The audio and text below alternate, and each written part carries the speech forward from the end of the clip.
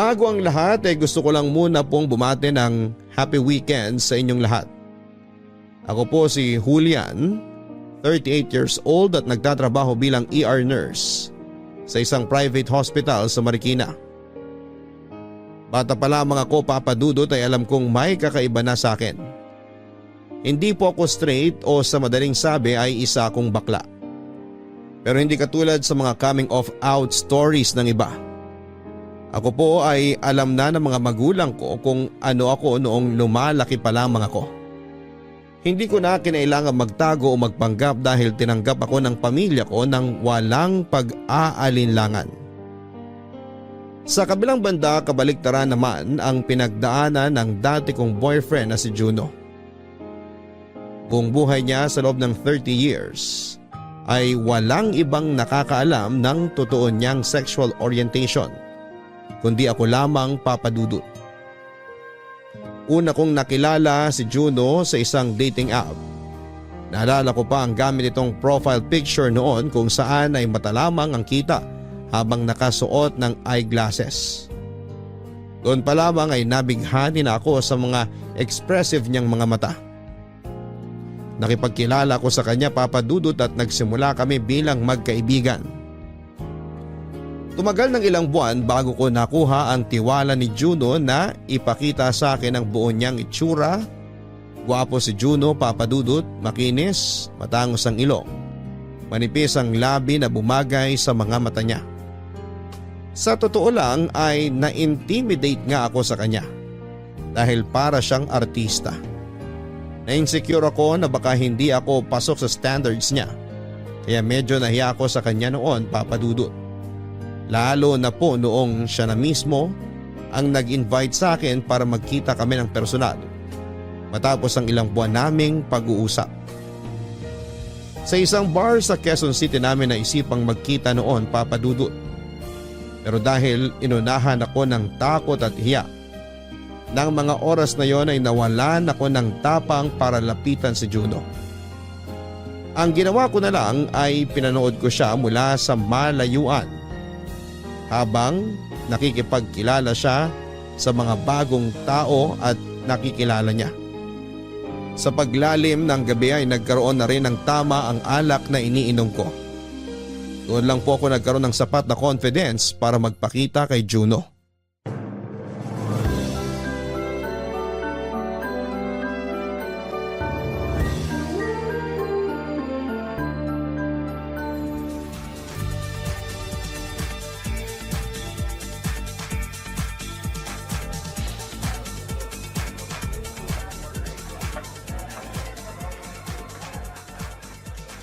Paano yan?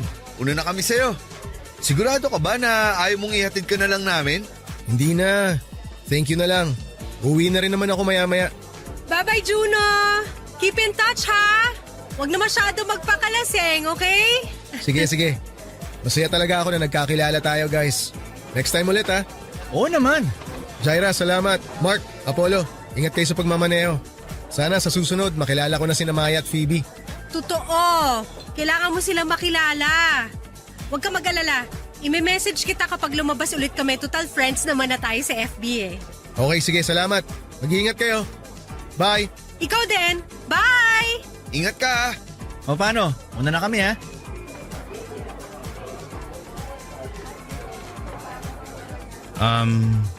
Excuse me. Hi. Hello? Gagamitin mo ba tong table? Sige, alis na ako para… Teka lang. Julian? Ako nga. Pasensya ka na, ngayon lang ako nagpakita. Okay lang. Wala namang problema dun. May mga na-meet naman akong bagong kaibigan habang hinihintay kita. Akala ko nga i-injanin mo ako eh. Ano ba nangyari? Bakit na-late ka? Ang totoo niyan, kanina pa ako rito sa bar. Medyo nahiya lang talaga ako magpakita sa'yo. Hinintay ko pa na gumana yung alak sa katawan ko. Bakit naman? Mukha ba akong hindi approachable? Hindi naman. Pero nakaka-intimidate ka kasi. In a good way ha? Ha? Intimidating ba ako? Paano? Eh kasi sobrang good looking mo. Nahiya ako bigla. Ikaw naman. Ngayon ka pa nahiya eh. Ilang buwan na tayo magkausap sa text at chat. Iba pa rin naman kasi sa personal. Sa chat kasi may time pa ako para makapag-isip na i-reply sa'yo. Pero kapag in person lumalabas yung pagiging awkward ko. Para ngayon. Hindi ka naman mukhang awkward eh. Pero gets kita. Iba nga talaga kapag nagkita na in person. Alam mo, hindi ka mukhang bakla. Bakit? Ano ba dapat itsura ng bakla? Hindi. Ang ibig ko sabihin, mukha kang straight. Hindi halata na bakla ka. Kanina kasi habang pinapanood kita makipag-usap sa mga nakaupo rito, yung mga galaw mo, pati ngayon na magkausap tayo, para kang totoong lalaki. Lalaki naman ako ah. Yun nga lang, lalaki din ang gusto ko. Kaya nga, nag-alangan ako kanina Kasi napaisip ako kung baka na-misinterpret lang kita. Then na-realize ko na nagkakilala nga pala tayo sa dating app ng mga LGBT. Hindi pa kasi ako out kaya siguro hindi rin halata. Hindi ka pa out? Oo, hindi pa. Wala pang ibang nakakaalam. Ikaw pa lang. Talaga? Kaya pala, natagalan bago ka nag-send sa akin ng picture na kita buong mukha mo. Nag-iingat lang din. Mahirap na, baka mamaya magkakilala pala tayo. Eh di lagot ako. Bakit naman hindi ka pa out? Hindi ka ba matatanggap ng pamilya mo kung sakali? Hindi pa ako ready eh. Unti-unti, sinusubukan ko namang tanggapin kung ano talaga ako pero hindi ko naman minamadali. First step na yung ginawa kong pag-download ng dating app at nagpakilala sa'yo nang walang pagpapanggap. Nakaka-touch naman ako yung unang tao na napili mo makaalam ng sekreto mo. Kaya dapat, ilibre mo ako ng isang shot bago pa ako tuluyang malasing. Sige ba? Papadudot bukod sa pagkakaroon ng gandang lalaki, matalino rin si Juno. Book smart siya at minsan ay may mga napag-uusapan kami mga weird. Pero malalalim na topic tulad ng life after death, existential crisis at pati animal emotions. Hindi man ako makasabay minsan sa takbo ng isipan niya pero ito ang nagustuhan ko sa kanya. Dahil para ba siyang bata na napakalawak ng curiosity. May itinago rin siyang humor. Mahilig siya sa hayop, sa horror movies, sa maanghang na pagkain. Adventurous siyang tao na total opposite ko dahil may mga pagkakataong takot naman akong makihalubilo sa mga hindi ko kilala. Sa kabila ng pagkakaiba namin ng ugali ay nag-click ang pagsasama naming dalawa ni Juno. Hindi ko man alam kung ano ang nagustuhan niya sa akin ay masaya ako papadudot. Na hindi lumayo ang loob niya sa akin kahit na boring akong kasama in real life. Ang friendship namin ay mas lumalim pa sa mga sumunod na buwan. Hanggang sa siya na mismo ang nagtapat sa akin na may gusto siya sa akin. Nung una ay nag-alangan ako dahil hindi ko inaasahan na magkakagusto sa akin ang isang tulad ni Juno. Sa totoo lang kasi papadudot ay parang langit at lupa ang pagitan naming dalawa. Masyado siyang magaling sa lahat ng bagay. Samantalang ako ay walang-wala sa kalingkingan niya. Parang ako patuloy noon ang natakot dahil hindi ko deserve ang isang katulad niya. Pero never pong ipinaramdam sa akin ni Juno na mas mababa ako sa kanya. Kahit natahimik ako ay walang masyadong ambag sa mga usapan, walang presence of mind at clumsy ay palagi niyang pinapaalala sa akin kung gaano niya ako kagusto. Wala kaya tang lakad ngayong weekend Wala nga. Busy yung mga kaibigan ko eh. Tsaka gusto kitang makasama ngayon. Talaga? Bakit naman ako? Tinatanong pa ba yan? Bakit? Ayaw mo ba akong kasama? Siyempre gusto. Recently kasi lagi kayong lumalabas ng barkada mo.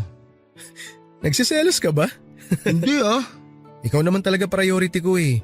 Kaya imbitahan mo ako kapag hindi ka busy. Hirap mo kasing imbitahan minsan. Sobrang busy mo sa pagiging nurse mo. Tuwing weekend ka lang available kaya ngayong off mo, ikaw muna sasamahan ko. Hindi ka naman busy ngayon, di ba? Hindi naman. Okay, maganda yan. Gusto mong kumain sa labas? Saan ba? Ikaw bahala. Saan mo ba gusto? Invite mo rin kayo yung barkada mo para makilala ko naman sila. Huwag muna ngayon. Next time na lang siguro. Gusto muna kitang masolo eh. Yung mga barkada kong yon, masyado silang clingy. Baka mamaya agawin ka pa nila sa akin. Kung makapagsalita naman to, bakit? Tayo na ba? Sagot mo lang naman hinihintay ko eh. Kung oo ba ako ngayon, ibig sabihin magiging tayo na? Oo naman. Confirmation mo na lang talaga ang kulang. So ano, oo na ba magiging sagot mo? Ano ba kasing nagustuhan mo sa akin? Kailangan ba may explanation? Hindi ko alam eh. Basta na lang, alam mo yun, basta gusto kita. Yun ang nararamdaman ko. Gusto kitang makasama, gusto kitang makausap araw-araw, gusto kitang maging boyfriend. Okay, sige na. Oo na. So tayo na? Gusto rin naman kita eh. Pero gusto ko, bago ako pumasok sa relasyon, gusto ko na totoo yung pagmamahal sa akin ng tao. Totoo naman ako ah. Hindi ba ako mukhang sincere sa'yo? Mukha ba ako manluloko? Hindi naman pero… Alam mo, ngayon ko lang sasabihin sa'yo pero sobrang perfect mo kasi. Parang too good to be true. Parang nakabingwit ako ng malaking isda tapos parang hindi naman bagay para sa akin. Yun kasi ang nararamdaman ko noon pa lang. Ang hirap lang paniwala na may isang tulad mo na magkakagusto sa akin. Wala ka kasing tiwala sa sarili mo eh. Alam mo, isang napansin ko sa'yo, hindi ka confident. Lagi mong kinukumpara ang sarili mo sa iba, kaya pakiramdam mo mas lamang sila. Pero ibahin mo ako, Julian. Kasi ako wala sa itsura, wala sa estado, o sa kung ano ang mabibigay nila sa akin. Hindi yung mga yun ang tinitingnan ko. Hindi pamantayan para sa akin yung mga yun. Ang gusto ko lang at ang pinaka-importante, mahal ako nung tao. Tanggap niya ako. At lahat ng yun, ipaparamdam niya sa akin. So, ano na mangyayari ngayon? Ang gusto ko mangyari ngayon, maging tayo na talaga. Ang bilis naman. Anong mabilis? Sobrang tagal na kaya nating nag-uusap. Oras na rin para totohanin natin tong relasyon natin.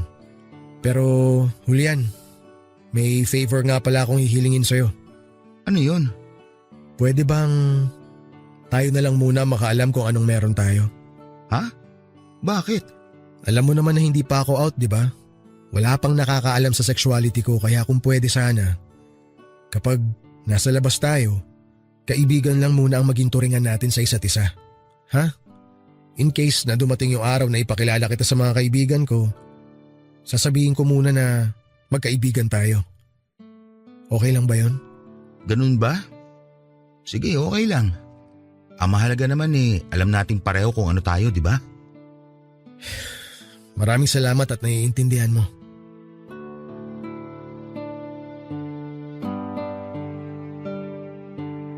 Pumayag ako na itago ang relasyon namin ni Juno, Papa Dudut.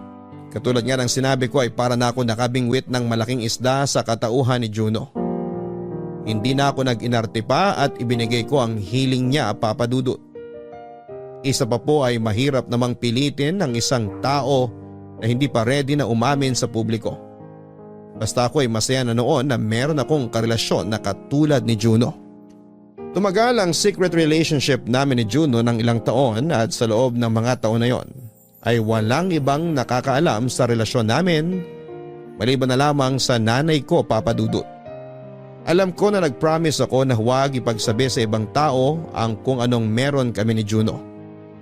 Pero sa pagtagal ng panahon ay mahirap din palang pumasok sa isang relasyon na tago. Kaya noong minsang nagkaroon kami ng misunderstanding ni Juno ay kay mama ako lumapit para humingi ng advice. Bukod kay mama ay wala nang ibang nakakaalam, Papa Dudut. Kung noong una, okay lang sa akin na ilihim ang relasyon namin ni Juno. Sa pagtagal ng panahon ay nakaramdam ako na para bang nagiging imahinasyon na lamang ang relasyon namin. Na kung mawala man si Juno ngayong araw, ni isa, maliban kay mama ay walang nakakaalam na naging kami. Na-realize ko na sobrang hirap palang magkaroon ng secret boyfriend. At eto ang naging dahilan kung bakit nagsimulang masira ang relasyon naming dalawa. Papa Dudut, ang mahirap sa pagiging lovers in private but friends in public na type of relationship ay nawawala ang sense of reality ninyong dalawa. Pakiramdam ko ay parang kami na hindi. Lovey ang tawagan namin in private pero kapag may kasamang iba o tuwing nasa labas ay bro ang tawagan namin sa isa't isa.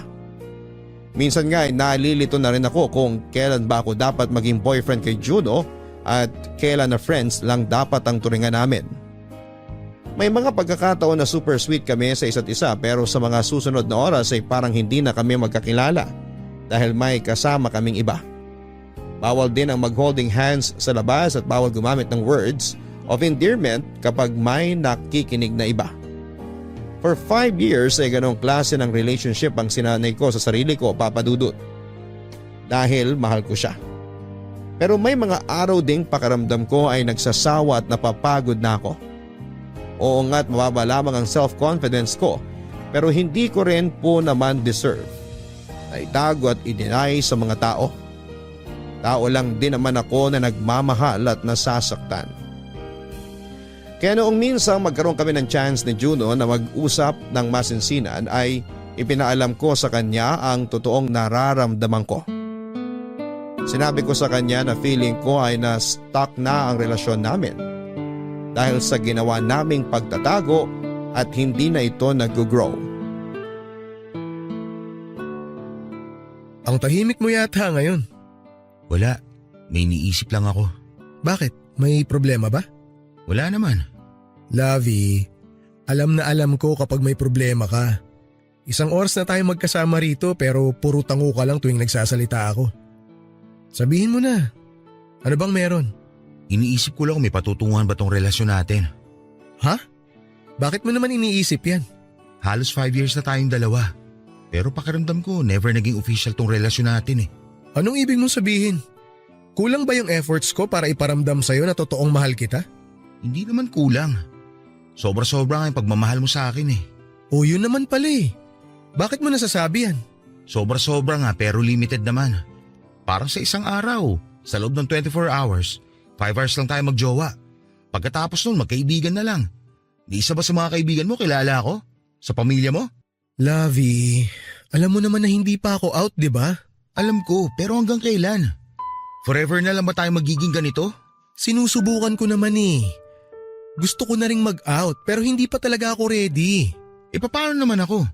Boyfriend mo nga ako pero parang kabit ako kung magtago. Bawal ako makilala ng mga kaibigan mo kasi baka makahalata sila. Bawal sa pamilya mo kasi baka magduda sila. Bawal tayo mag-date sa labas ng suite. Bawal magsuot ng couple shirts. Bawal magtabi o magsagian man lang in public. Ang daming bawal. Then na-realize ko, mali ba itong ginagawa natin? Kasi wagas kung itago mo ako eh. Alam ko na mahirap sa part mo tong setup natin. Pero please, tiisin mo na kahit konti na lang. Please, nagmamakaawa ako sa'yo. Hindi ko alam. Nawawalan na rin kasi ako ng gana. Lovey, konting panahon na lang yung hinihingi ko, please. Maniwala ka sa akin, Julian. Hindi ko gustong gawin to pero sa ngayon, ito ang kailangan natin eh. Maghintay muna tayo sandali. Bakit kasi ayaw pang ipaalam sa ibang tao na bakla ka? Hindi naman kasi ganun kadali yun para sa akin eh. Bakit ako? Nagawa ko naman mag-out ng walang kahirap-hirap ah. Kasi maswerte ka dahil may mga magulang ka na mahal ka. Ako may mga magulang ako na sarado ang pag-iisip na hindi kayang tumanggap ng mga bagay na hindi normal sa nakagawian at nakalakihan nilang buhay. Ipaintindi mo sa akin baka sakali matulungan kita. Hindi, sorry, pero sa problema kong to hindi mo ako matutulungan. Naalala mo pa ba yung kapatid ko? Yung kuya mo na namatay na? Oo, siya nga. Alam mo bang namatay siyang mag-isa? Hanggang sa huling hininga niya, hindi siya pinatawad ng mga magulang namin. Alam mo kung bakit? Kasi bakla siya. Simula nung umamin siya na bakla siya, pinalaya siya sa bahay. Namuhay siya ng mag-isa. Hanggang sa dinapuan siya ng AIDS. Namatay siyang mag-isa, Julian. Dadalawa na nga lang kaming magkapatid. Pero natiis nila si kuya dahil hindi nila matanggap na bakla ang kapatid ko. Alam mo ba kung anong pressure nun sa akin? Alam mo ba yung takot na nararamdaman ko tuwing iniisip ko na pwede rin mangyari sa akin yun kapag nag-out ako sa mga magulang ko? I'm sorry. Hindi ko alam na ganyan pala ang pinagdadaanan mo. Pero huwag kang mag-alala. Malalaman at malalaman din naman nila ang totoo eh. Kasi gagawin ko rin ang ginawa ni kuya. Mag-out din ako sa kanila kasi mahal kita. Gusto kitang ipaglaban pero sana maintindihan mo na hindi ko pa kaya sa ngayon. Gagawin ko yun, pero hindi pa sa ngayon. Hayaan mo na yung mga sinabi ko. Kaya kong tiisin tong tago-relasyon natin. Basta ipangako mo hindi masasayang tong pagtatagong ginagawa nating dalawa. Dahil ayoko magtiis ng mahabang panahon para sa wala. Promise, hindi masasayang ang pagtitiis na gagawin mo. Hindi kita bibiguin. Salamat. Aasahan ko yan.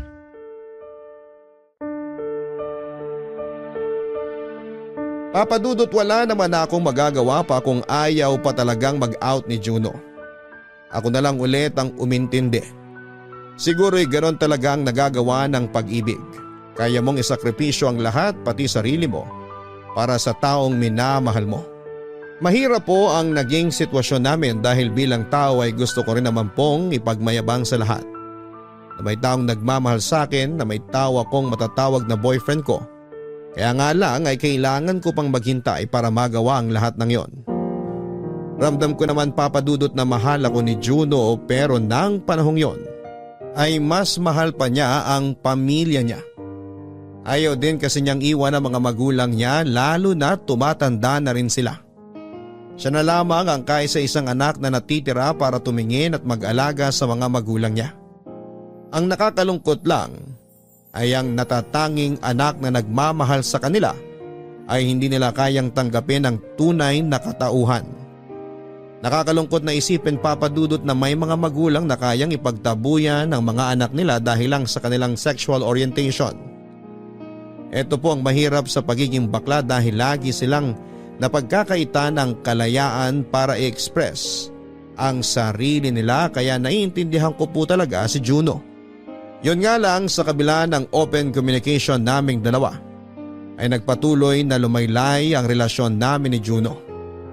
Isa na rin po kasi sa naging rason ay nagsimula ko nang maging kaagaw ang mga barkada ni Juno sa oras, lalo na noong mga panahong yon, kung saan ay naging busy na rin ako sa trabaho. Noong anniversary namin ay nag-decide kaming lumabas ni Juno para sana mag-celebrate. Pero sa kasamaang palad ay nagkaroon ng emergency ang isa sa mga kaibigan nito, dahilan para hindi matuloy ang plano namin.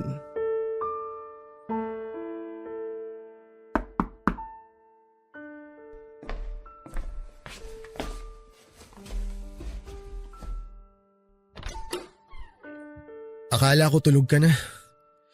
Hindi ka na kasi sumasagot sa tawag ko eh. 4:00 na ng umaga. Kagigising ko lang. Sorry. Nagising ba kita? Doon ka talaga nagsusorry? Kung nagising mo ba ako? Hindi ba dapat mag-sorry ka kasi pinaghintay mo ako kanina? 5 oras ako doon sa restaurant naghihintay sa'yo. Pinareserve ko yung para sa ating dalawa. Nakalimutan mo ba? Hindi mo ako sinipot sa date natin, Juno. Mag-e-explain ako. Pwede bang pumasok muna? Sige, pumasok ka. Salamat. Umupo ka kung gusto mo. Baka napagod ka eh.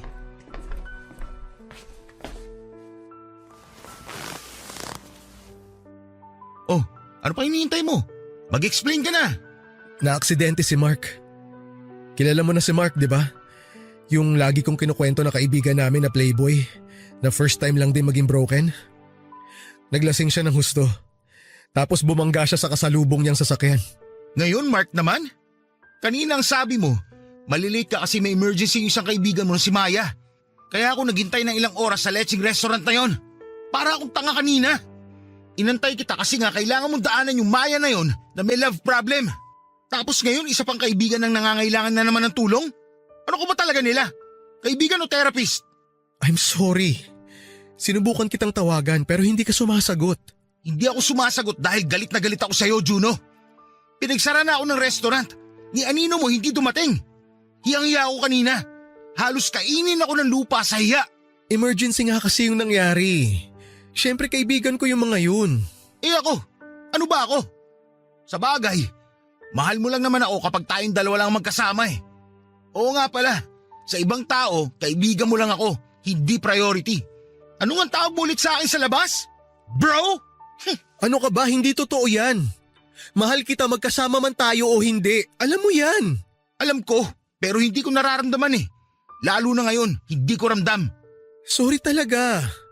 Dadaanan ko lang naman talaga dapat si Maya eh. Pero medyo napahaba yung usapan namin. Pagkatapos nung aalis na ako, bigla naman kaming tinawagan kasi nga na-aksidente si Mark. Muntik na siyang hindi makasurvive. Alam ko na hindi ko dapat gamitin na rason yun, pero sorry. Sorry talaga. Kamusta na si Mark?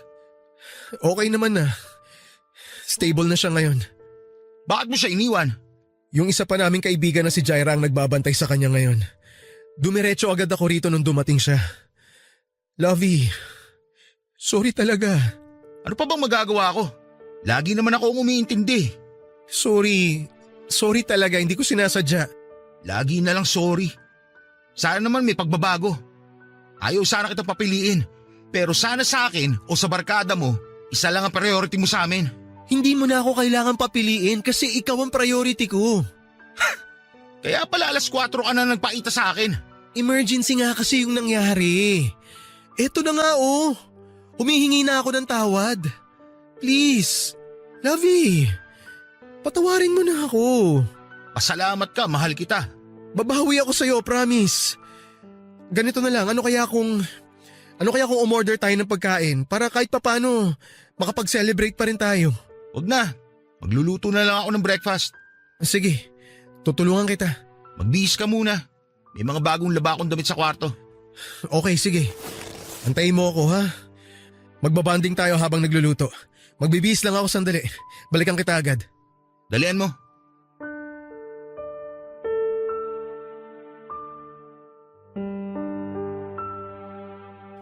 Papadudot sa kasamaang palad after noon ay wala pa ring nagbago kay Juno. Mas priority pa rin niya ang barkada niya. Isang tawag lang nila ay always ready siya to the rescue.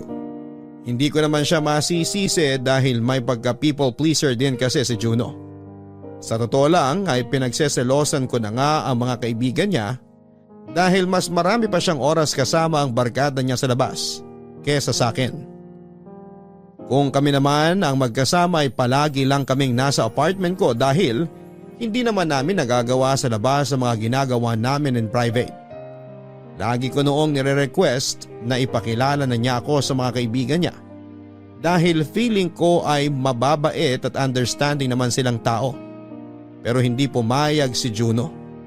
Hindi ko alam papadudot kung ano ang rason niya.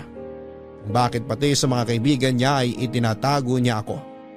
Pero sa huli ay ako na lang ulit ang umintindi kahit na medyo nasasaktan ako sa mga ginagawa niya. Ang nakakainis pa po ay lagi kong pinapalampas sa mga ginagawa niya, kaya siya nasasanay. Isang sorry lang niya ay lumalabas na kaagad ang pagiging marupok ko at pinapatawad ko siya kaagad. Hanggang sa dumating ang isang araw na hindi ko na napigilan ang sarili ko at ako na mismo ang sumubok na magpakita ako sa kanilang magbabarkada nang minsan nagkaroon sila ng lakad. Day off ko noon papadudot saktong Valentine's Day din. Ang plano namin ni Juno ay kakain kami ng dinner sa labas at manonood ng pelikula buong gabi. Pero kinailangan muna niyang kitain ng barkada niya noon bago siya pumunta sa apartment ko. Isa pa ay kailangan daw niyang mag-ready dahil may inihanda siyang surprise para sa akin. Saktong habang nagbibihis siya sa apartment ko noon ay narinig ko ang usapan nila ng kaibigan niya sa phone. Nabanggit ang lugar kung saan sila magkikita at nakaisip ako ng ideya na sundan siya. Pagkaalis niya sa bahay ay naghintay ako ng ilang minuto bago ako lumabas at tinungo ang meeting place nila. Sa isang bakanting lote ito papadudot. Sobrang na-curious ako noon kung ano nga ba ang gagawin nila sa isang bakanting lote sa 10 oras ng gabi sa araw mismo ng Valentine's Day. Noong papalapit na ako sa group ay bigla akong nakita ni Juno. Agad niya ako nilapitan at nilayo sa mga kaibigan niya para pigilan sa plano kong gawin. Nagalit siya sa akin papadudot. Nag-away kaming dalawa ng mga oras na yon ay napuno na rin ako. Doon mismo sa hindi inaasahang pagkakataon, sa mismong araw ng mga puso ay nangyari ang pinakamalaking away namin ni Juno na nauwi sa hiwalayan.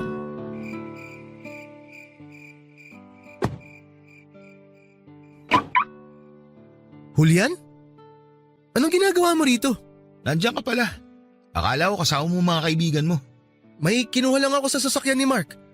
Hindi mo pa sinasagot yung tanong ko. Anong ginagawa mo rito? Narinig ko kasi yung usapan nyo kanina. Na-curious lang ako.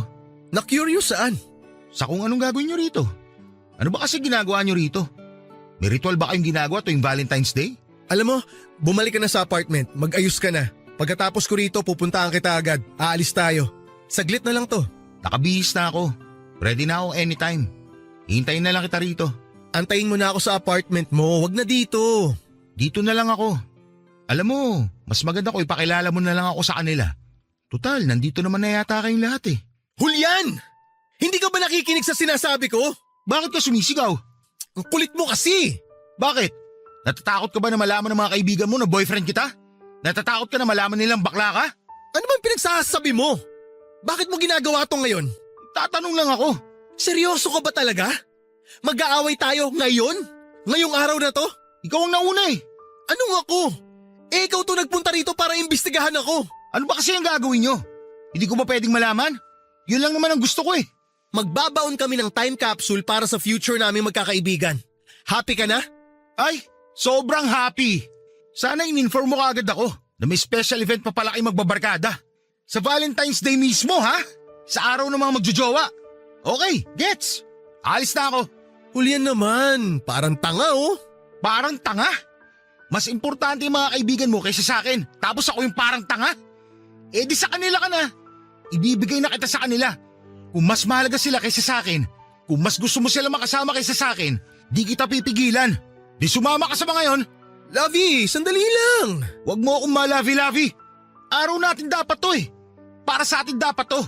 Pero anong ginagawa mo? Iniwan mo ako sa apartment para sa kung anumang chechi-boreching meron kayo. Alam mo Juno, pagod na ako humingi ng oras sa'yo. Hindi ko dapat hinihingi yun eh. Dapat ikaw mismo ang kusa nagbibigay ng oras sa akin. Pero hindi eh. Kailangan ko pang hilingin yun. Nahawa na ako sa sarili ko, alam mo ba yun? Para akong batang naghahanap ng pagmamahal. Please, wag naman natin gawin to ngayon. Hintayin mo na lang ako sa apartment. Sige na. Mag-cool off muna tayo. Ano? Samahan mo muna yung mga barkada mo. Mukhang mas kailangan ka nila. Lovey, wag mo naman gawin sa akin to. Mag-usap na lang ulit tayo kapag ready ka na pumasok sa totoong relasyon. Isang relasyon kung saan hindi mo ko itinatago ng parang kriminal. Isang relasyon na kaya mo ipagmayabang sa lahat ng tao. Isang relasyon kung saan ako ang pipiliin mo kahit saan man. Yun ang gusto kong relasyon, Juno, na sa ngayon hindi mo pa kayang ibigay. Sige, halika na. Ipapakilala na kita sa kanila. Tara. Wag na. Ayoko masira yung mood yung lahat. Nakakahiya sa barkada mo. Hoy! Julian! Julian, sandali!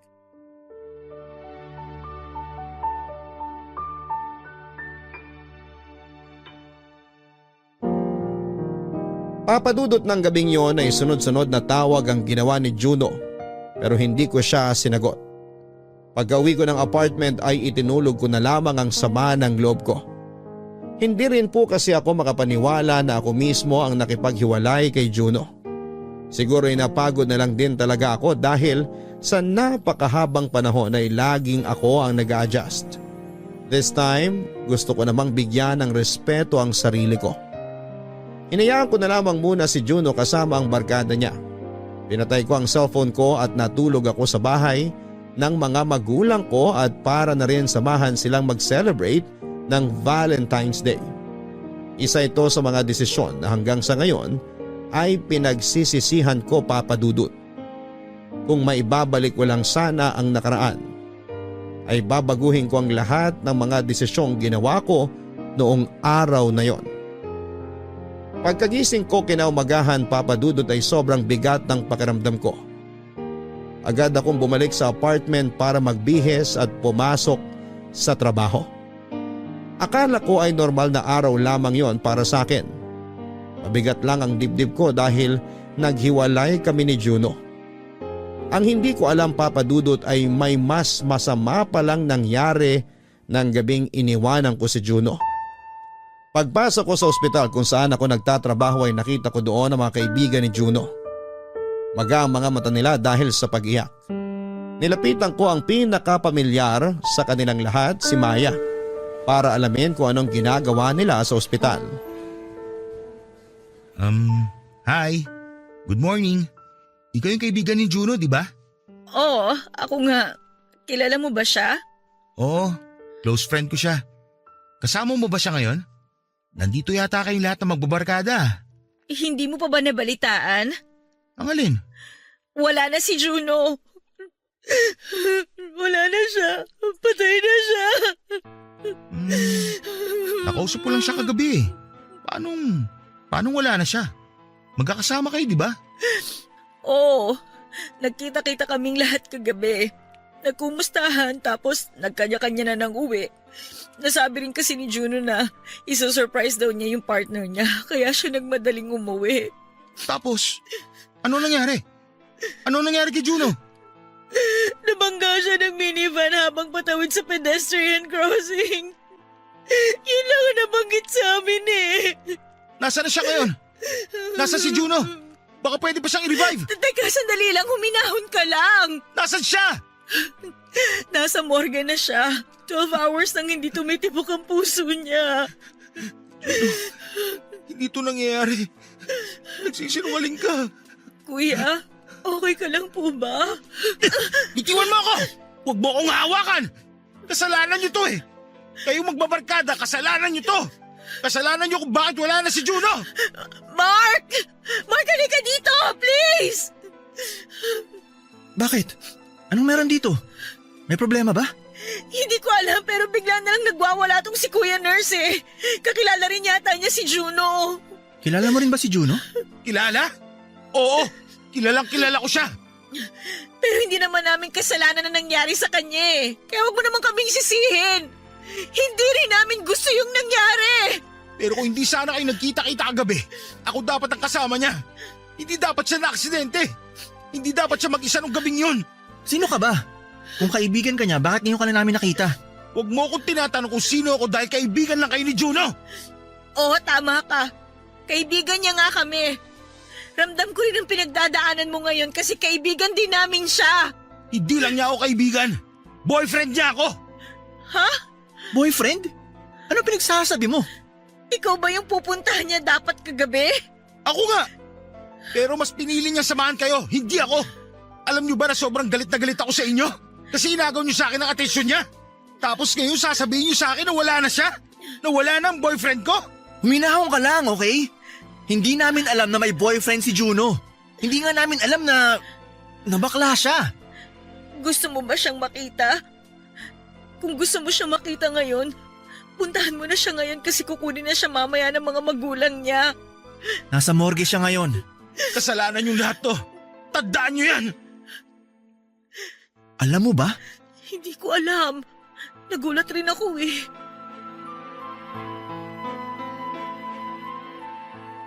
Papadudot dala ng emosyon ay nasabi ko ang katotohanan sa barkada ni Juno.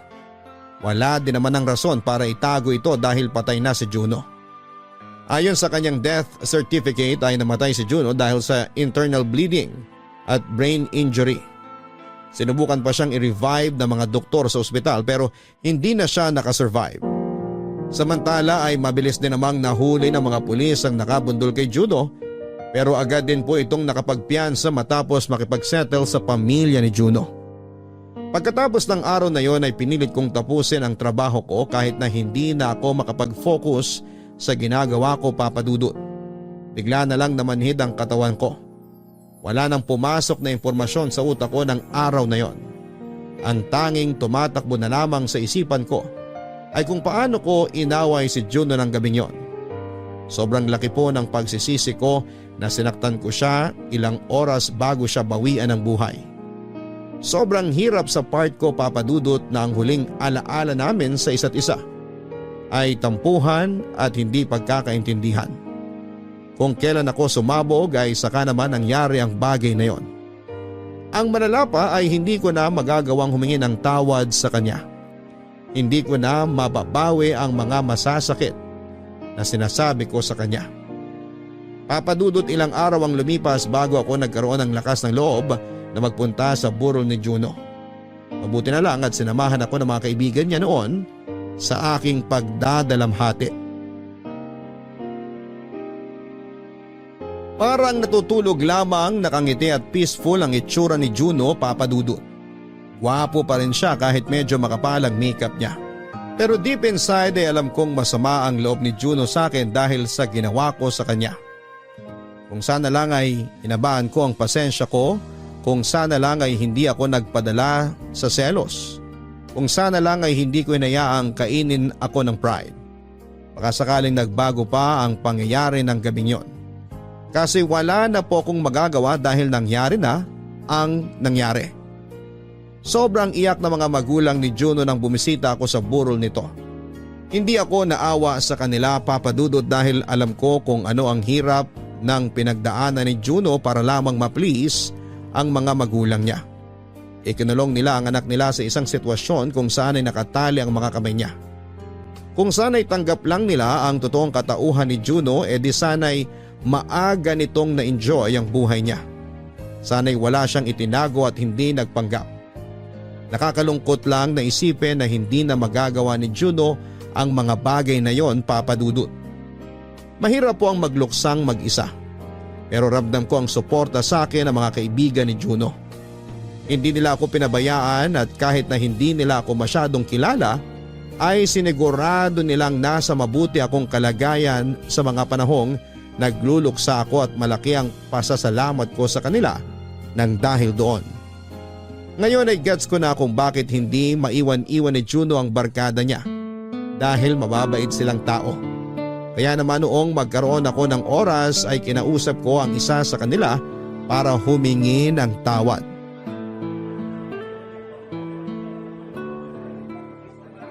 Sorry kung naabala kita. Hindi naman.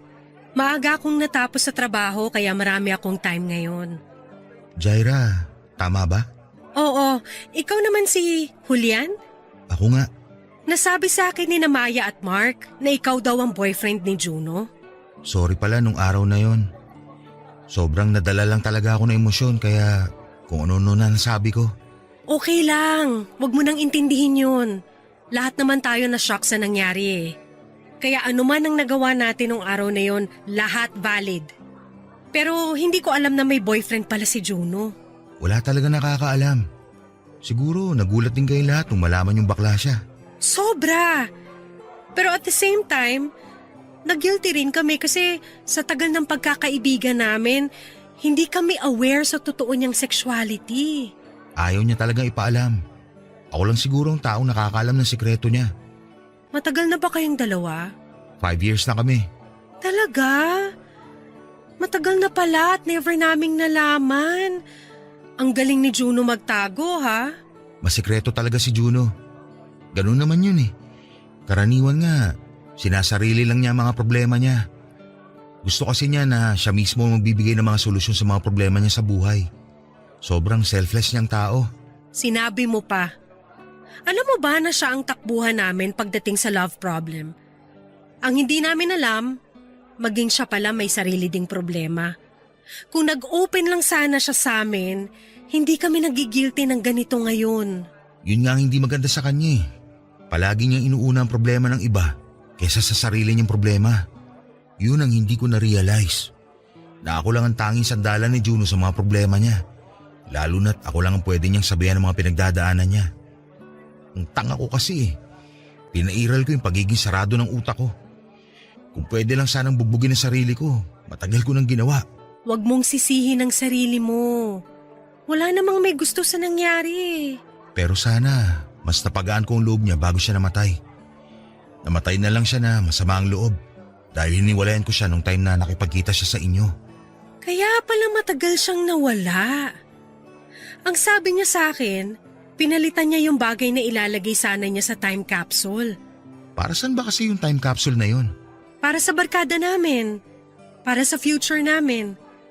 Tapos after 10 years, bubuksan namin yung ibinao naming time capsule para makita ang difference ng buhay namin noon at buhay namin ngayon. Anong nilagay ni Juno sa time capsule niyo? Hindi ko alam eh. Basta papel na nakatupi. Feeling ko sulat. Tapos after 10 years siya pa bubuksan? Oo, sa 2028 pa. Mas naging meaningful tuloy yung time capsule na yun dahil sa nangyari. Yun na ang memories naming magbabarkada. Mga alaala kung kailan buo pa kami. Mabuti nga kayo, may magandang memory. Ako kasi, yung huling memory ko sa kanya, sobrang pinagsisisihan ko talaga. Kilala naman natin si Juno. Hindi yun nagtatanim ng sama ng loob. Gets niya lahat ng nangyayari. Kaya gets din niya kung bakit nakakagawa tayo ng pagkakamali. So, ikaw pala dapat yung pupuntahan niya nung Valentine's Day? Lalabas sana kami para kumain pero may iso-surprise daw siyang tao. Katatapos lang namin mag-away nun eh. Dahil sa sobrang sama ng loob. Pinatay ko yung phone ko tapos kinamama na ako natulog. Kung alam ko lang talaga, sana hinintay ko na lang siya matapos. Sana hindi ko na lang siya inaway. I'm so sorry, Julian. Alam kong sobrang sakit ng nararamdaman mo ngayon. Sa totoo lang, hindi siya maipaliwanag sa salita sa sobrang sakit. Ang magagawa lang namin sa ngayon suportahan ka. Nandito lang kami. Kaming barkada ni Juno para alalayan ka. Maraming salamat.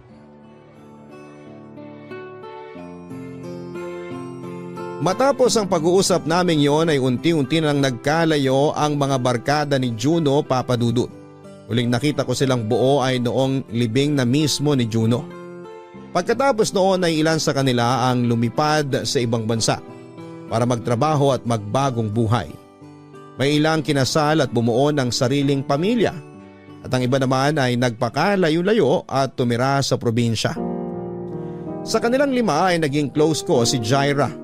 Tuwing namimiss ko si Juno noon ay si Jaira ang kinakausap ko para alalahanin ang namayapa kong nobyo. Pero kalaunan ay unti-unti rin kaming lumayo sa isa't isa. Lalo na noong nagkaroon na rin ng sariling pamilya si Jaira. Understandable naman yon, Papa Dudut, dahil sa reality ay nagkakawatak-watak rin ang magbabarkada. Lalo na kapag nagkaroon na sila ng ibang priorities sa buhay. Pero after 5 years simula noong namatay si Juno, ay muling nabuo ang barkada. Umuwi sa Pinas para magbakasyon ng ilan sa kanila kaya naisip nilang magkaroon ng mini reunion. Nabalitaan ko ito noong makita ko ang post ni Jaira sa Facebook. Noong makita ko silang 5 sa pictures ay nakaramdam ako ng lungkot dahil hindi na sila kumpleto. Kaya naisip ko na in behalf of Juno ay bubuuin ulit namin ang barkada sa pamamagitan ko. Kinausap ko si Jaira kung pwede bang magkita-kita ulit kaming lahat. Kasabay nito ay isang pabor ang hiningi ko sa kanila.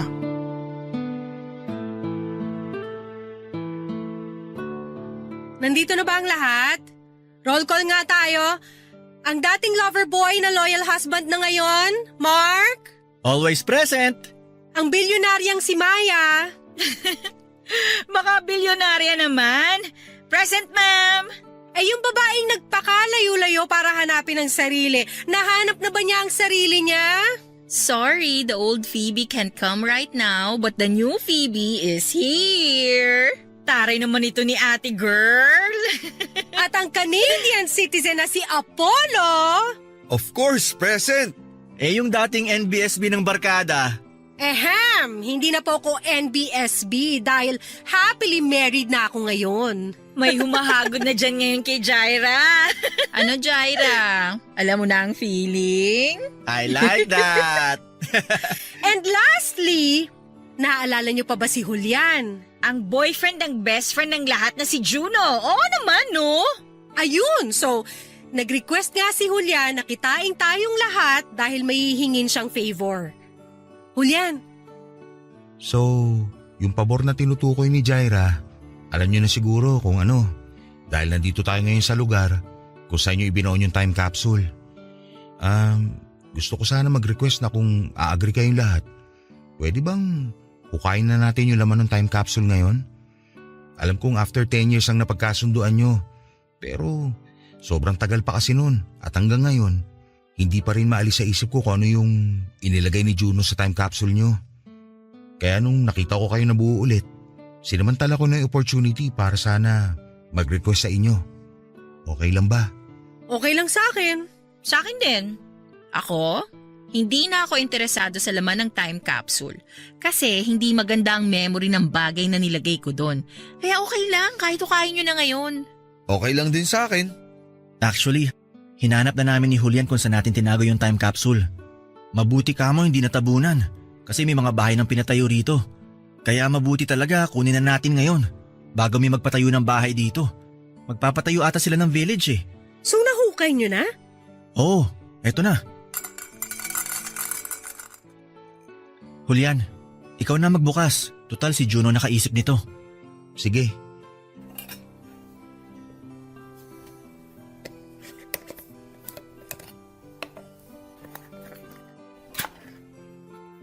Kanino tong 20? Oh, akin yan. Natupad mo ba yung promise mo? Oo naman. Hindi na lang 20 ang laman ng bulsa ko ngayon. May credit card na, may debit card na, may platinum card. Lahat na ng card! Ito. Ay, yung wedding ring na yan? Akin yan. Tapon nyo na lang. Di ko na kailangan. Amin na lang, isasanla ko. Itong bracelet. Sa akin yan. Bracelet to ng girlfriend ko. Itong picture. Obviously sa'yo, Jaira. Salamat! Aba, wala nagbago sa itsura ko Then itong papel kay Juno? Sa kanya nga, yan yung sinasabi ko na last minute pinalitan ni Juno. Sa pagkakatanda ko, maglalagay siya sana ng rainbow flag Kaya pala rainbow flag! OMG! Oo nga! O ano? Anong meron dyan sa papel? Sulat. Love letter. Para sa akin.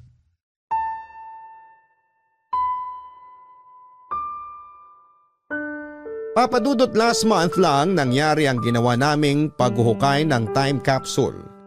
Pagkatapos noon ay nagsibalikan na ang lahat sa kani-kanilang buhay. Nangako kami sa isa't isa na once a year ay magkakaroon kami ng reunion para alalahanin si Juno. At next year ay plano namin mag-out of town para pumunta sa paboritong bakasyonan nito. Ilang araw ko rin pong itinago sa cabinet ko ang sulat na ibinaon ni Juno sa kanilang time capsule. Magkahalong kaba at excitement ang naramdaman ko noong mapa sa kamay ko ang sulat na nakapangalan sa akin. Noong magkaroon ako ng sapat na tapang para basahin ito ay kinain ako ng sari-saring emosyon. Isa itong love letter para sa akin. Nakalagay doon ang mga struggle ni Juno at kung paano siyang nasasaktan tuwing idinideny niya ako sa publiko.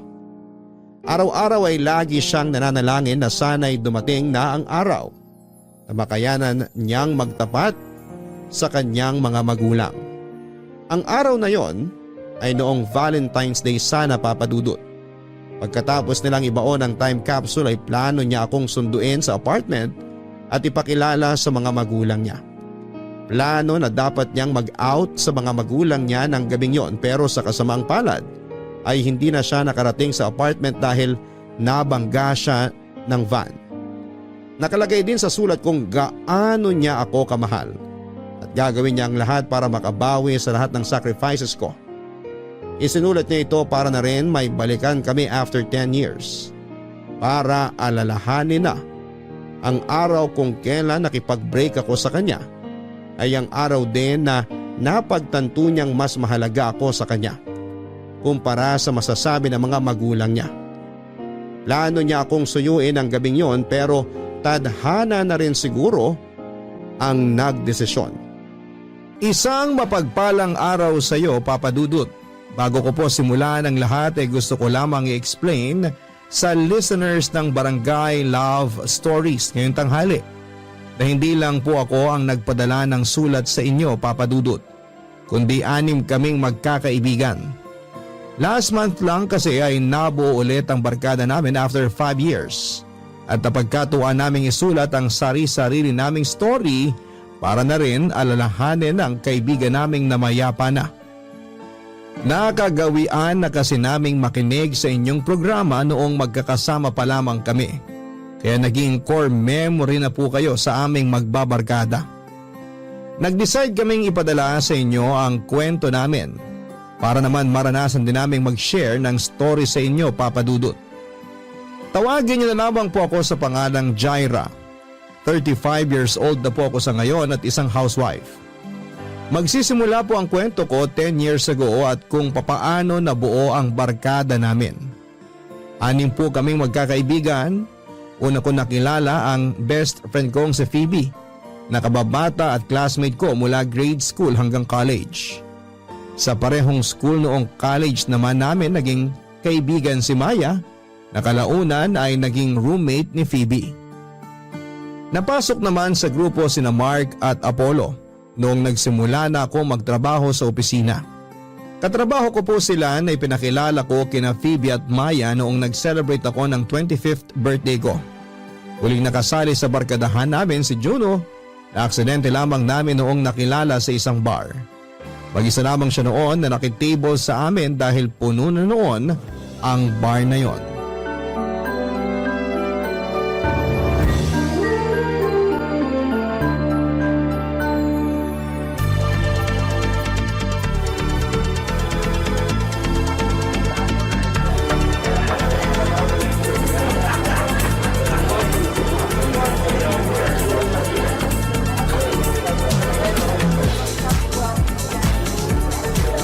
Grabe! Ang haba ng pila sa restroom. Oh, nasa na sina Phoebe at Maya? Hindi ko rin sila napansin eh. Nasa smoking area ako kanina. Si Apollo ang tanungin mo. Umuwi na sila. Si Phoebe sinundo ng boyfriend niya. Si Maya, nuninja na naman tulad ng dati. Ang daya talaga ng mga babaeng yun. Iniwan ako. Di ka na nasanay laging sila ang unang umaalis sa inuman. Oo, kayong tatlo. Mabuti nga ngayon, ikaw nakatagal ka. Hindi kaya tayo nahanap ng girlfriend mo ngayon. Nagpaalam naman ako. Minsan sa relasyon, kailangan nyo rin ng time for yourself. Yun ang secret para magkaroon ng long-lasting relationship. Sus! Nakachamba ka lang kasi mabait yung girlfriend mo. Alibasa, ikaw Mark, never mo pang na-try tumagal sa relasyon. At least maraming na-try. Huwag mo namang iparamdam sa akin na wala akong jowa. Excuse me. Sorry sa abala pero may nakaupo ba rito? Wala na po. Umuwi na yung nakaupo dyan. Pwede mo nang kunin yung upuan kung gusto mo. Actually, hindi ko kailangan ng upuan. Kailangan ko sana ng table. Pinalis kasi ako sa table ko eh. Pinalis ka? Pastos naman ang nagpaalis sa'yo. Sino yung mga yan para mapagsabihan? Hindi. Mali pala yung term na ginamit ko. Hindi pala ako pinaalis. Ako yung umalis kasi ako lang yung nakaupo dun sa malaking table. Yung kabilang grupo, nagsisiksikan sila dun sa isang table. Nahiya naman ako kaya umalis na lang ako. Kaso ayoko pa sanang umuwi. Kaya, pwede ba ako makijoin sa inyo? Oh, sure!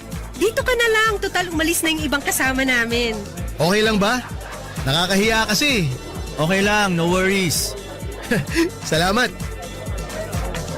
Ano pala mga pangalan nyo? Ako si Jaira. Mark, ito naman katabi ko, ang lover boy namin, si Apollo. Nice to meet you guys. Ako pala si Juno. So, bakit ka naman mag-isa? Wala lang, trip ko lang.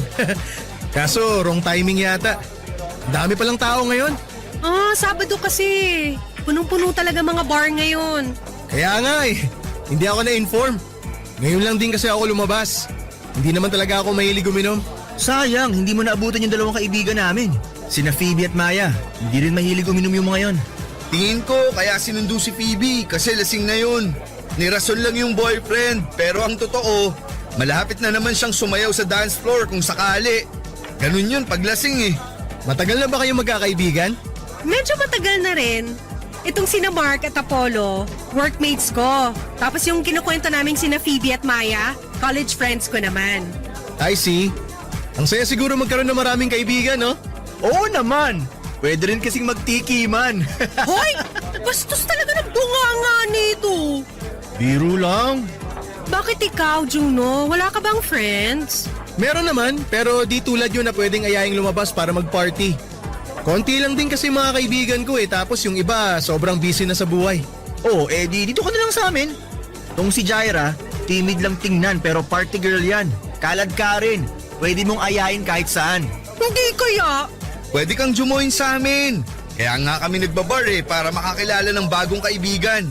The more the merrier, di ba? Totoo ba? Nakakatuwa naman.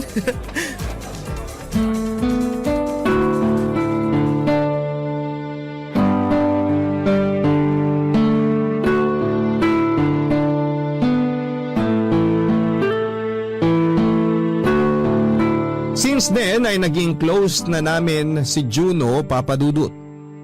Tuwing lumalabas ang grupo namin para kumain, mag-inom or mamasyal ay lagi naming iniimbitahan si Juno. Hanggang sa tumagal ay tuluyan na rin siyang naging parte ng barkada namin. Papadudod sa isang barkadahan minsan na hindi maiiwasan na may mga taong nagkakainlaban. Ako na po ang best example noon dahil na-fall po ako sa isang kaibigan, si Mark. Pero ang feeling ko po na yon para sa kabarkada ko ay pilit ko pong itinago. Kilala kasi si Mark na babaero. Siya ang pinaka-playboy sa grupo. Hindi ko nga po alam kung may hinahabol ba siyang kota pagdating sa mga girlfriends dahil sobrang bilis niyang magpalit ng nobya. Marami siyang bad record pagdating sa pag-ibig dahil hindi siya marunong magseryoso sa relasyon. Isa pa po ay sobrang high maintenance ni Mark. Siya ang pinakamayaman sa aming lahat, siya ang taga-libre. Sasakyan niya ang laging gamit namin tuwing lumalabas. Sobrang taas ng social status niya, papadudot. Maliban doon ay sobrang good looking din siya. Kaya hindi na rin nakapagtataka kung ang mga type ni Mark ay mga babaeng parang ilalaban sa Miss Universe. Ganon pa man papadudot, despite his playboy image, ay may good side din naman si Mark. At yun ang dahilan kung bakit sa hindi inaasahan na pagkakataon ay na-fall po ako sa kanya.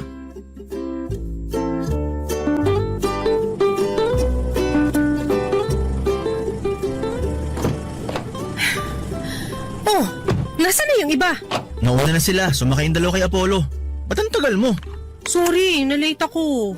Okay lang. 30 minutes lang naman kami naghintay sa'yo. Sorry na, tinanghali kasi ako ng gising eh. Yan kasi. Hilig makipagpuyetan sa mga kachat. Wala akong kachat, no? Masama lang kasi pakiramdam ko. Oh, bakit? May sakit ka? May sinat. Naligo kasi ako agad kahapon kahit basa ako ng pawis. Kaya yun, nilagnat ako. Pero okay ka na. Medyo masakit katawan ko ngayon actually. Check mo dyan sa may glove compartment sa harapan mo. May pain reliever ako dyan. Ang gulo ng compartment mo, ha? Ano? May gamot ba? Eto, nakita ko na. Talagang may gamot ka rito? Parang Boy Scout ha, laging handa. Ako pa. Oh, eto tubig. Salamat. Aba, ang sweet ah. Siyempre naman. Ganto ko kaalaga sa mga kaibigan ko. Parang hindi naman. O baka ganyan ka lang talaga kaalaga sa mga babae. Ganyan ba ang trick para makabingwit ng chicks? Tatanong ko lang ha, ano pa bang nandyan sa glove compartment mo? Baka may sanitary napkin ka pa dyan ha? Sweet talaga yan. Talaga ba? Baka mamaya mabalitaan ko na lang na ikaw na pala yung girlfriend ni Mark ha? Excuse me? May sarili akong standard, no? Ouch! Taas naman ang standards mo. Ano bang ideal guy ng isang Jaira? Basta hindi chick boy, okay na ako ron. Wala ka ba talagang ni katiting na attraction kay Mark? Yung totoo ha, walang magsisinungaling. Wala! Never ako ma-attract kay Mark, no? Kala mo naman to. Di rin naman ako magkakagusto sa'yo. Good! At least nagkakaintindihan tayo. Sayang, bagay pa naman kayo. Naku, tigilan mo ako dyan, Juno. Huwag mo akong itulad sa mga babae ni Mark na madaling mabola. Tumigil lang nga kayong dalawa. Basta ako, may love life. May love life nga, temporary lang naman. At least meron. Turuan mo naman si Jaira kung paano magka-love life. Baka sakali magkaroon na rin siya ng boyfriend sa wakas. Di ko kailangan ng boyfriend. Masaya na ako sa buhay ko. Kaya kong alagaan ang sarili ko. Woo! Di na yan magkaka-love life. Tatandang dalaga na yan. Bakit niyo ba ako pinagtitripan? Kasi nga, late ka. Pinaghintay mo kami ng 30 minutes, kaya ito na pala mo. Grabe kayo sa akin. Maawa naman kayo. May sakit nga yung tao, di ba? Sabihan mo na yung iba na mag-order na sila para sa atin. Para kain na agad tayo pagdating. Sige, ako na. Tatawagan ko si na Phoebe.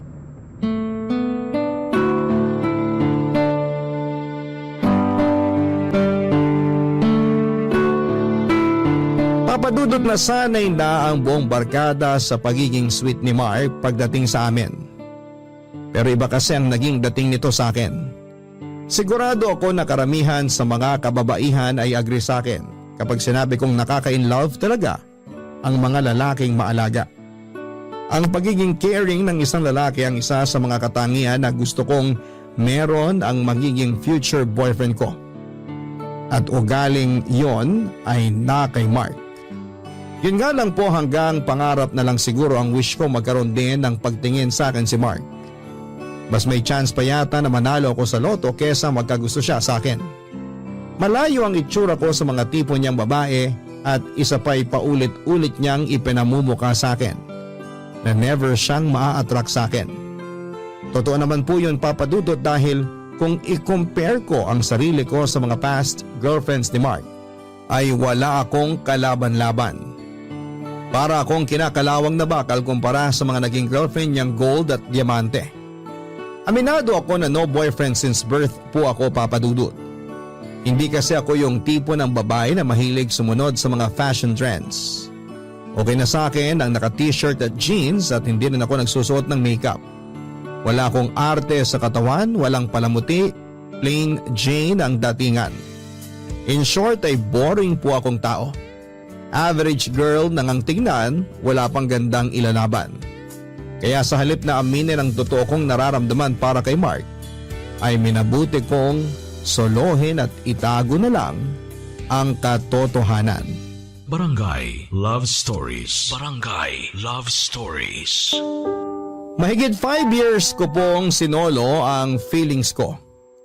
Ganun ako kaseryoso nung sinabi kong never akong aamin kay Mark. Ang hidden feelings ko para sa kanya ay nanatiling nakatago. Sa mga nagdaang taon ay mas tumatag at lumalim pa ang samahan naming magbabarkada. As expected ay mas dumami rin ang listahan ng mga babae ni Mark. Kung si Jessica Soho ay samut-saring awards ang may pagmamalaki. Si Mark ay iba't ibang babae ang may pagmamayabang.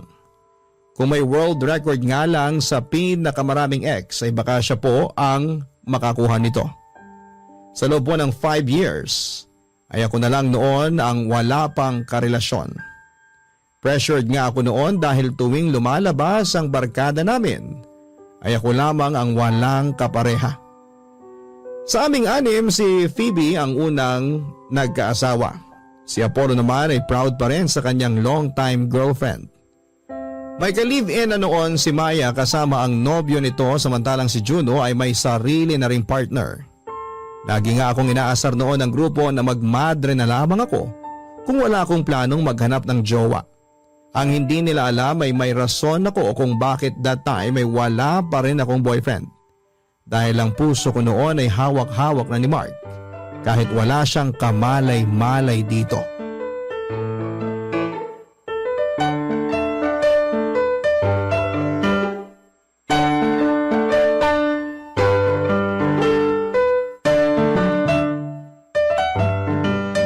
Oh, ayan na yung madre. Huwag niyo akong simulan ha. Wala ako sa mood ngayon. Menopause na ba agad? Ikaw Mark, lagi ka na lang nang aasar. Tigilan nyo na nga si Jaira. Di na kayo naawa. Wala nang ang jowa, iniinis nyo pa. Isa ka pa, Apollo. Aalis talaga ako, bahala kayo dyan. Porkit wala rito si Phoebe na kakampi ko, kinaganyan nyo na ako. Bakit ba kasi ayaw mo pang pumasok sa relasyon? Eh ba't ba kayo nakikialam? Ang sungit naman, nagtatanong lang eh. Gusto ata niyang dalhin sa hukay yung title niyang NBSB eh. Gusto mo ba turuan ka namin kung paano lumandi? Sige nga Juno, turuan mo nga. Wag ako. Si Mark dapat ang magturo, siya yung malanding lalaki. Ganito kasi yan. Ang unang gawin mo, itapon mo na yung buong wardrobe mo. Ilagay mo sa sako tapos sunugin mo. Kasi kahit sinong lalaki, makita palang fashion sense mo, aatras na agad. Nagdadamit ako for comfort, hindi ako nagdadamit para magpa-impress ng lalaki. Bakit palagi niyong iniisip na kaya nagpapaganda ang mga babae para sa inyong mga lalaki? Masyadong misogynistic ha? Jaira, kami lang naman concerned sa'yo. Huwag mong masamain ang tulong namin. Oy, wala ka na itutulong sa akin, Mark. Kayo, lakas niyo mang asar. Kapag ako nakasama ko sina Maya at Phoebe, mag-girl power din kami para asarin kayo mga lalaki. Gusto mo bang hanapan ka namin ng blind date? No thanks. Ako, may irereto ako sa'yo. Alam niyo guys, salamat sa concern ha, pero happy ako maging single. Being single means freedom. Kaya kong gawin lahat ng gusto ko nang walang nagbabawal sa akin. Pero seryoso nga, wala ka bang ni isang tao na natitipuan sa buong buhay mo? Meron, si Alden Richards. Eh may Alden Richards na tayo ah. Andyan si Marco. Lalayo ka pa ba? Di ba nga? Change topic na nga. Bakit ba ngayon. O last question. Kung liligawan ka ba ni Mark, sasagutin mo siya? Hindi. Hoy, hindi rin naman kita liligawan. Lakas maka-romcom ng dating yung dalawa. Nangangamoy enemies to lovers. Hindi ko siya liligawan kasi nahanap ko na yung the one for me. Pang ilang beses mo nang sinabi yan. Para ka nang sirang plaka dyan. Ano pa bang definition mo ng the one? The one! Yung the one na gusto mong makasama habang buhay. The one na gusto mong pakasalan. The one na gusto mong maging nanay ng mga anak mo. Mukhang finally magseseryoso na ang pinaka-playboy na lalaki sa balat ng lupa. Totoo na ba talaga yan? Totoo na to. Si Megan na talaga. Megan pa ang pangalan niya? So kailan mo siya ipapakilala sa amin? Malapit na. Huwag kayong mag-alala. Sana nga siya talaga. Parang may nasasaktan na. Ikaw, Juno, ha? Tigilan mo nga ako.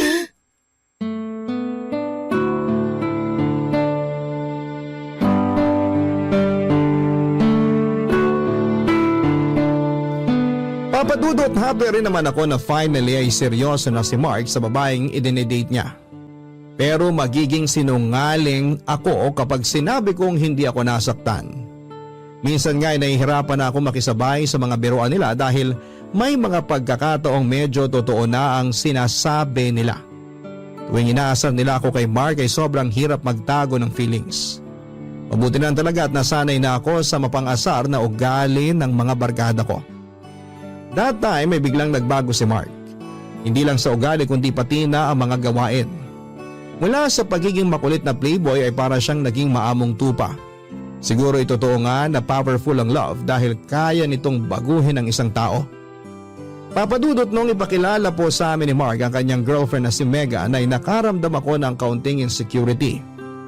Maganda po si Megan at agad siyang nagustuhan ng buong barkada. Naging maganda naman ang takbo ng relasyon nilang dalawa hanggang sa isang araw ay bigla na lang iniwan ni Megan si Mark. First time ko pong nakita si Mark na sobrang broken. First time lang niyang umiyak dahil sa babae at bago ito para sa amin. Bilang ako po ang parang pinakatakbuhan ng barkada tuwing problema, ay ako po ang nilapitan ni Mark for comfort. Nagsalo kami sa isang inuman kung saan ay nilabas niya sa akin ang lahat ng dinadala niyang sakit.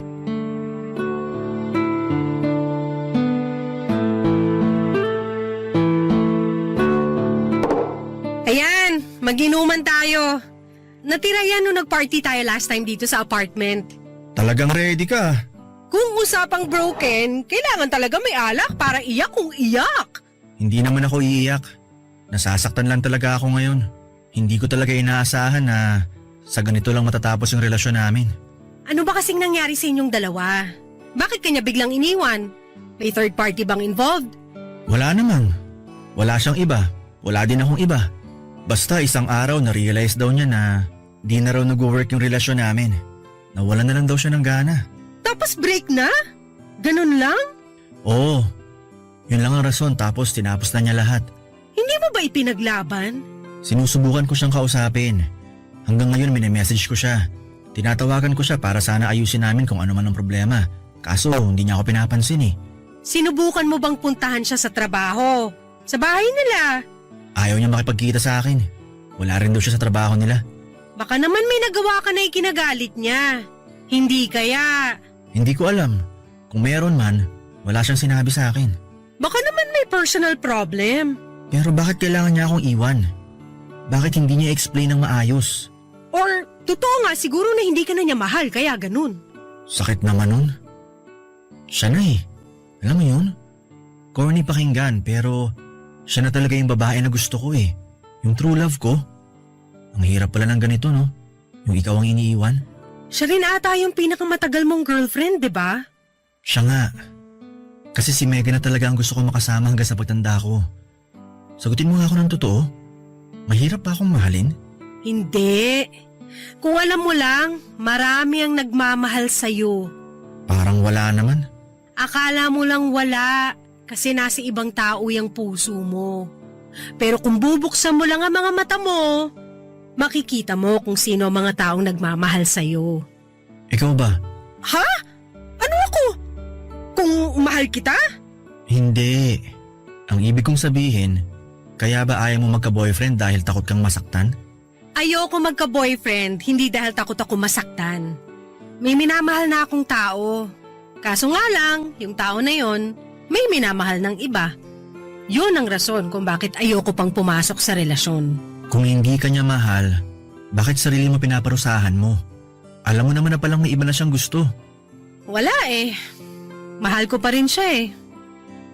Siguro, hihintayin ko na lang yung araw na mapagod na lang ako. Yung araw kung kailan yung puso ko na mismo ang mag-give up. Akala ko ako lang yung broken. Ikaw din pala. Teka, bakit sa akin na napunta yung topic? Di ba dapat problema nyo ni Megan ang pinag-uusapan natin? Ano pa bang pwedeng gawin sa problema ko? Ayaw na nung tao sa akin eh. Ilalaban ko pa ba?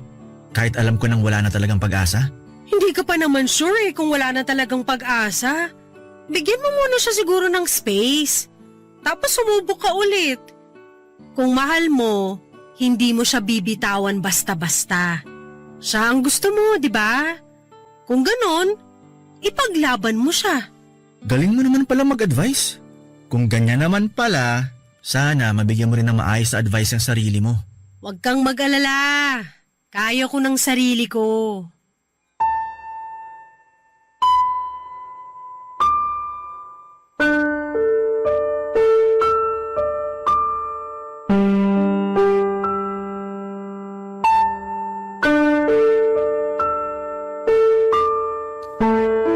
Papadudot, buong gabi naming pinagsaluhan ni Mark ang alak habang pinag-uusapan namin ang mga problema namin sa love life. Binigyan niya ako ng mga advice habang wala siyang kamalay-malay na siya na pala ang tinutukoy kong lalaki na matagal ko nang minamahal. Nagkaroon kami ng deep talks at doon ko lang na-realize na marami din palang tinatagong personal issues si Mark, lalo na sa kanyang pamilya. Sa kabila ng pagiging happy-go-lucky nito ay marami rin pala siyang pinagdadaanan. Gusto ko sana noong tawagan pa ang iba pa naming barkada para magkakasama-sama kami. Kaso nga lang ay may trabaho naman noon si Maya. Si Phoebe naman ay nasa out of town kasama ang asawa niya, samantalang si Apollo ay binabantayan ng girlfriend niya sa ospital. Out of reach naman si Juno, Papadudut. Pagkatapos po naming mag-inuman ay nagpaalam si Mark na uuwi na, pero hindi ko siya pinayagan dahil akala kong lasing na siya. Pinilit ko siyang matulog sa apartment at akala ko noon, Papadudut, ay wala ng problema. Pero nung nakatulog ako ay bigla na lang akong nagising sa tawag ni Juno. Naaksidente raw si Mark at malala ang lagay nito. Noong una ay hindi ako naniniwala dahil hindi ko siya pinayagang mag-drive ng lasing, pero nung i-check ko si Mark sa apartment ay wala na pala siya. Papadudot, tumakas siya noong malalim na ang tulog ko. Barangay Love Stories. Barangay Love Stories. Malala ang naging lagay niya at ang balita sa akin ni Juno noong makarating ako sa ospital ay nag 50-50 raw siya. Sobrang natakot ako para kay Mark noon, Papadudut. Akala ko ay mawawalan na ako ng kaibigan. Nang mga panahong yon ay ako ang nagbantay kay Mark sa ospital. Hindi ko siya iniwan hanggang sa makarecover siya.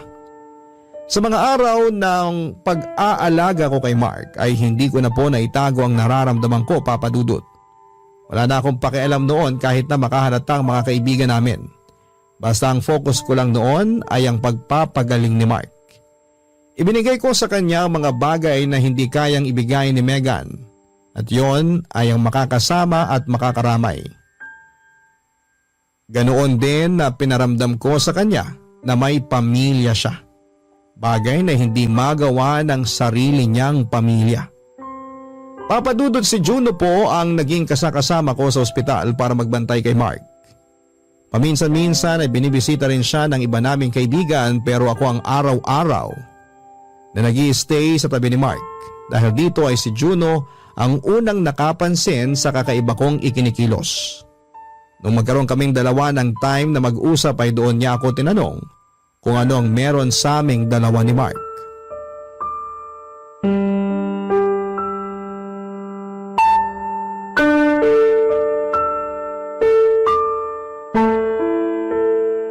Kumusta na yung inaalagaan mo?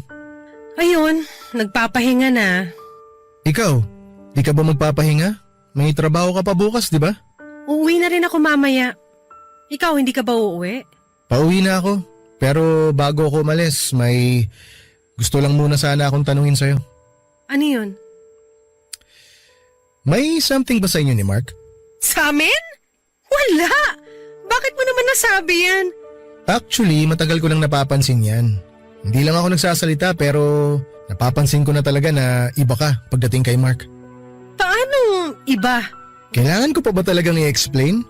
Feeling ko alam mo naman yung tinutukoy ko eh. Siya ba yung lalaking sinasabi mo na nagmamay-ari ng puso mo? Huwag kang mag-alala. Hindi ako magkukwento sa mga kaibigan natin. Siya nga. Si Mark yung tinutukoy kong mahal ko. Alam ba niya? Hindi. Bakit hindi mo sabihin sa kanya ang totoo? Bakit pa? Lagi naman niyang pinapamukha sa akin na hindi niya ako gusto eh. Gagawin ko lang tanga ang sarili ko kapag umamin ako sa kanya. Ganun ka rin naman, di ba? Todo deny ka sa feelings mo sa kanya. So paano ka nakakasiguro na hindi ka niya gusto? Naku Juno, tignan mo nga ako. Never ako magugustuhan ni Mark. Sinasabi mo lang yan kasi natatakot ka. Hindi ka kasi marunong mag-risk eh. Lagi kang playing safe. Ayaw mo mag-try. Para saan? Para masira ang friendship namin? Para sa puso mo. Para sa peace of mind mo. Para sa sarili mo. Okay na ako sa ganitong setup namin. Okay ka nang umaasa? Nagmamahal ka ng mag-isa? Nasasaktan ka ng walang nakakaalam? Kesa naman masaktan ako ng harap-harapan. Naku Jaira, hindi yan maganda. Subukan mo lang sabihin, malay mo maging worth it naman yung pag-amin mo. Hindi ko alam. Natatakot ako eh. Alam kong natatakot ka. Pero mas natakot ka nung naaksidente siya, di ba? Nung akala mong hindi na siya makakasurvive. Mas nakakatakot yun, Jaira. Yung mawalan ka ng chance na sabihin ang totoo sa taong minamahal mo. Araw-araw ka magkakaroon ng what if. Isang tanong na hindi masasagot kapag hindi ka nag-risk. Sa tingin mo, mag-iiba ba siya sa akin kapag nalaman niya ang totoo? Mag-iiba siya, oo. Expected na yun kasi may malalaman siyang totoo mula sa'yo. Either tanggapin niya o hindi. Pero ano man ang maging outcome, asahan mo na may magbabago. Pero alam ko naman na hindi basta-basta itatapon ni Mark yung pinagsamahan niyo. In case lang na hindi maging maganda ang ending if ever magtapat ka man sa kanya. Bakit ba kasi sa lahat ng tao, sa kanya pa nahulog ang loob ko? Love is a mystery kasi. Kaya nga siya masaya eh. Sige, magko-confess ako sa kanya kapag nakalabas na siya ng ospital para matapos na to. Good luck. Nandito naman ako kapag nangailangan ka na makakausap. Salamat. Pero favor naman Juno, wag na lang natin tong sabihin sa iba. Ha? Sure, makakaasa ka. Tikom ang bibig ko sa sikreto nating dalawa.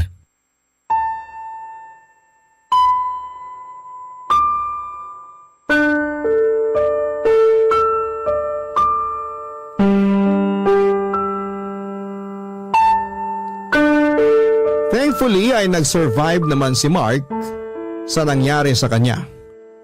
Although kinailangan pa niyang magpagaling sa ospital ng ilang weeks noon para tuluyang mag-heal ang mga sugat niya. After ng pag-uusap namin ni Juno ay nagpa siya akong sabihin na ang katotohanan kay Mark. Ilang araw ko ring binuo ang tapang sa dibdib ko noon bago ako nag-decide na kausapin ang masinsinan si Mark.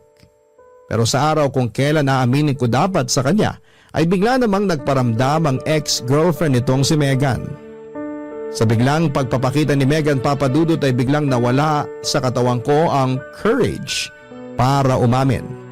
Biglang umurong ang lakas ko kaya sa huli ay muli akong nagtago. Katulad ng dati ay muli kong sinarili ang nararamdaman ko. Mas mabuti na yon lalo na at noong mga panahong yon. Ay parang gusto na ulit makipagbalikan ni Megan kay Mark pagkatapos nitong maaksidente. Hanggang sa dumating ang araw ng Valentine's noong 2018. Bigla po nagaya si Juno na magkikita ang buong barkada sa isang bakanting lote malapit sa kanila. Inutusan niya ang lahat na magdala ng isang bagay na nagre-represent sa current status namin noong araw na yon dahil gagawa raw kami ng time capsule na sabay-sabay naming bubuksan after 10 years.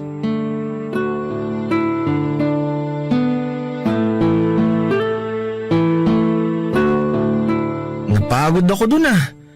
Time capsule lang binuo natin pero parang daig ko pang nag-workout. Oh, ano nang gagawin natin ngayon? Maghihintay tayo ng 10 years tapos suhukayin natin ulit to. Ang dami mo talagang alam, Juno. Para sa atin din to.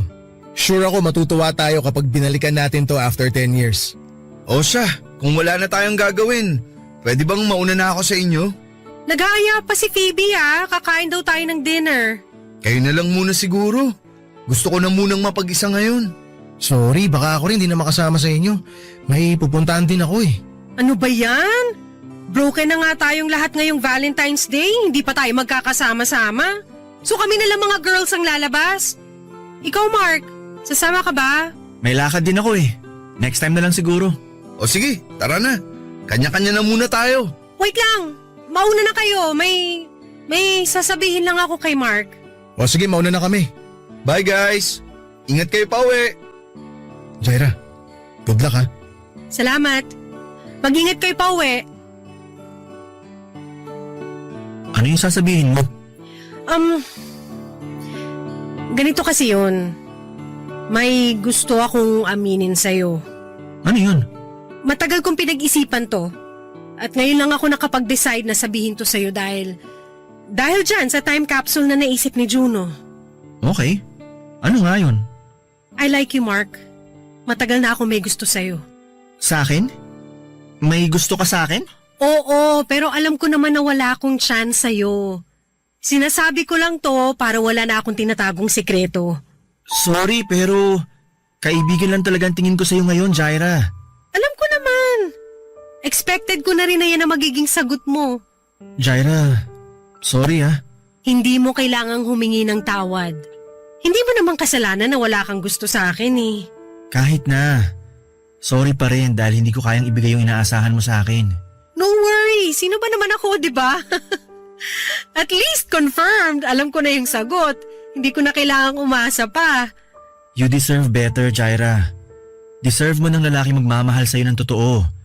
Hindi man ako yun, pero I pray na one day, sa tamang lalaki na mapunta ang puso mo. Thank you.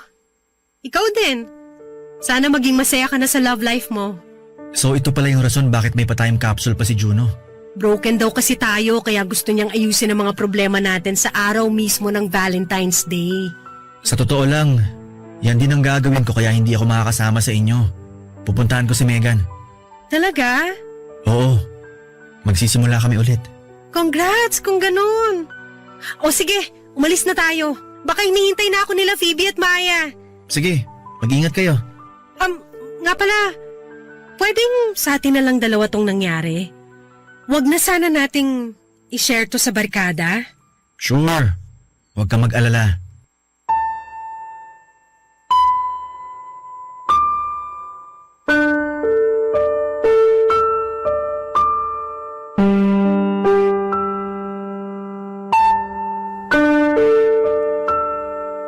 Papadudot masakit pala ang ma-friend zone. Pero at least kahit papaano ay nakahinga naman ako kasi wala na akong feelings na kailangang itago.